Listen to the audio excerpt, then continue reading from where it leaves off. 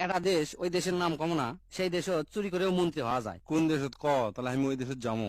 যাসনি, পরে আগে কাহিনীটা শুন। এক লোক ম্যান হোলের ঢাকনা চুরি করে ধরা পড়ছে। তারপর কোর্ট কাছারি করে প্রমাণিত হচ্ছে যে উনি চুরি করছে। তাকে আবার রাজনৈতিক ভাবে বিভিন্ন ভাবে ফাঁসি দিয়ে কেসটা আরো জটিল করে তাকে মৃত্যুদণ্ড দেওয়া হচ্ছে। ফাঁসির রায় কার্যকর করার সময় তো সগলিক জিজ্ঞেস করে যে ভাই আপনি শেষ ইচ্ছা কি, বা তোমার শেষ ইচ্ছা কি। তখন ওই লোক শেষ ইচ্ছা কয় এবং তার আশা পূর্ণ করে দেয়। ওই লোক জিজ্ঞেস করার পর ওই লোক করছে যে আমার শেষ ইচ্ছা হচ্ছে আমি প্রধানমন্ত্রীর সাথে দেখা করবো। আমি প্রধানমন্ত্রীর জীবনে দেখিনি, এক পলকে দেখতে চাই। দেখে মরে গেলে আমার জীবনটা সার্থক হবে। তখন বিচারক করছে ঠিক আছে, দেখা যখন করবারই চাই, ঠিক আছে দেখা করানো। পরের দিন প্রধানমন্ত্রীর কাছে নিয়ে যাওয়া হলো।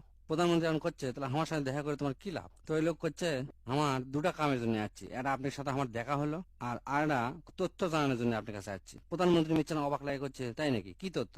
করছে স্যার আমার কাছে এমন একটা গাছের বিচি আছে, সেই গাছটা মনের সব ইচ্ছা পূরণ করে দেওয়ার পারে। গাছটা রোপণ করার পরে এই গাছের নিচে দাঁড়িয়ে যাই যা কবি সে আশা পূর্ণ হয়ে যাবে। বন্দুকের গুলি মিস হবি, কিন্তু গাছের নিচে যা ঠিক মতো চাওয়ার পরে সেটা পাবি না, ইনকা কোনোদিন হয়নি। প্রধানমন্ত্রী শোনার পরে না অবাক লাগে গেল, তাই নাকি, এটা খুবই একটা ভালো জিনিস। তো তা তোমার এই বীজটা নিয়ে আসতে কয়দিন সময় লাগবে? তো ওই আসামি করছে 10 থেকে 12 দিন। 10-12 দিন পর তাকে আবার হাজির করা হলো। তারপর প্রধানমন্ত্রী করছে যে আমাদের সামনে যে বাগানটা আছে এই বাগানে যা তুমি গাছটা রোপণ করো। তখন ওই চোর প্রধানমন্ত্রী করছে স্যার আমি রোপণ করলে তো হবে না, এটা এমন এক লোকে রোপণ করা লাগবে যে লোক জীবনে কোনোদিন একটা কিছু চুরি করেনি, সারা জীবন সৎভাবে কাটাছে, কোনো মিথ্যা কথা কয়নি, সেরকম একটা লোক রোপণ করা লাগবে। তাহলে এই গাছ বড় হওয়ার পরে যা আশা করবেন, যা মনে আশা ব্যক্ত করবেন সব পূর্ণ হয়ে যাবে। কিন্তু কোন চোর যদি রোপণ করে তাহলে এই গাছের কার্যকারিতা আর থাকবে না। এই কথা শুনে প্রধানমন্ত্রী মেলাগুলো এমপি করলো, আপনাদের মধ্যে কে চুরি করেনি তাই আসেন, আসে গাছটা রোপণ করেন।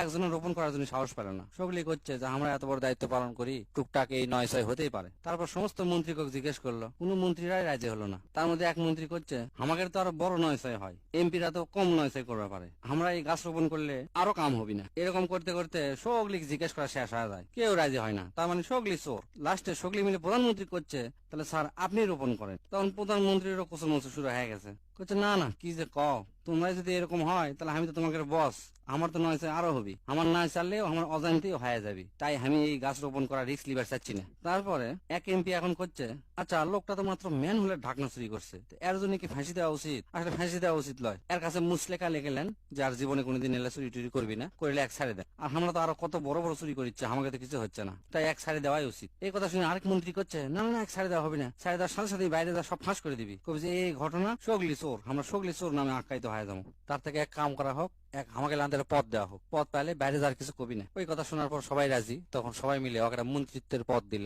মন্ত্রিত্ব পায় তুই মহা খুশি। এভাবে আস্তে আস্তে সব চোর এক জায়গা হয়ে দেশটা চালানো শুরু করে দিল। এখন তুই সগলি কেন কমেন্ট করে কভার ক, তারপর থেকে এই দেশটা কত